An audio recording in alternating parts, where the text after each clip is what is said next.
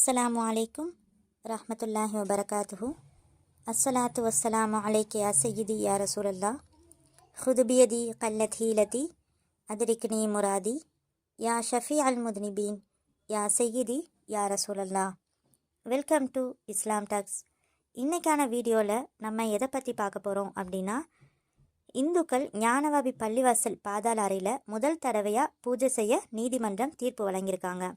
அங்கே 2 நாளைக்கு முன்னாடி, அதாவது இந்த மாதம் 1ஆம் தேதி வியாழக்கிழமை பூஜையும் நடத்தியிருக்காங்க. வாரணாசி ஞானவாபி மசூதியில் கோயில் இருந்துச்சா அப்படின்னு ஆய்வு செய்கிறதுக்கு நீதிமன்றம் ஒரு குழுவை நியமனம் செய்கிறாங்க. அந்த குழு அங்கே ஆய்வு செய்ய போகிறாங்க. அப்போ இந்த விவகாரம் சர்ச்சையை ஏற்படுத்துது.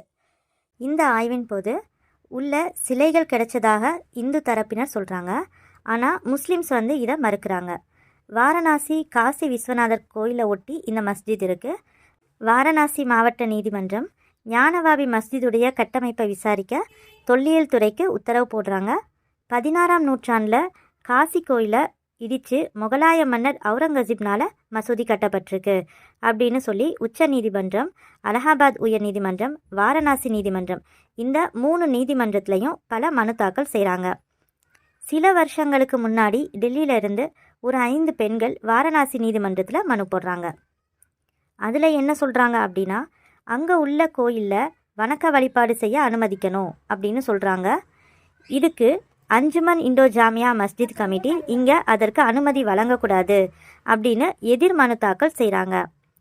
கோர்ட் என்ன பண்ணுறாங்க அப்படின்னா, அட்வொகேட் கமிஷனர் ஒருத்தரை நியமனம் செய்கிறாங்க. அவர் மசூதியை ஆய்வு செஞ்சு அதை வீடியோவாக பதிவு செய்யணும் அப்படின்னு சொல்கிறாங்க. அதுக்கு அஞ்சுமன் இண்டோ ஜாமியா மஸ்ஜித் கமிட்டி என்ன பண்ணுறாங்க அப்படின்னா, அட்வொகேட் கமிஷனர் ஒருத்தரை நியமனம் செஞ்சாங்க இல்லையா, அதை எதிர்த்து அலகாபாத் கோர்ட்டில் வழக்கு தொடுறாங்க.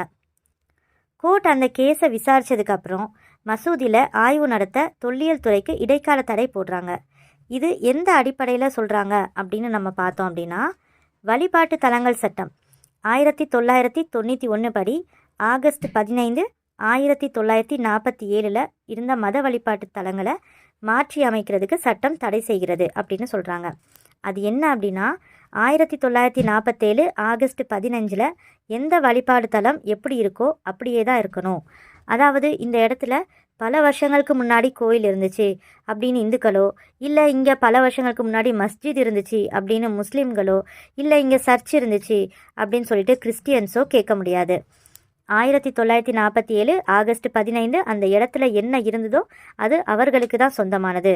அதுக்கு முன்னாடி பல வருஷங்களுக்கு முன்னாடியாக இருக்கட்டும், இல்லை பல மாதங்களுக்கு முன்னாடியாகவும் இருக்கட்டும், அங்கே என்ன இருந்தாலும் அதை ஏற்றுக்கொள்ள முடியாது அப்படின்னு வழிபாட்டு தலங்கள் சட்டம் 1991 சொல்கிறாங்க.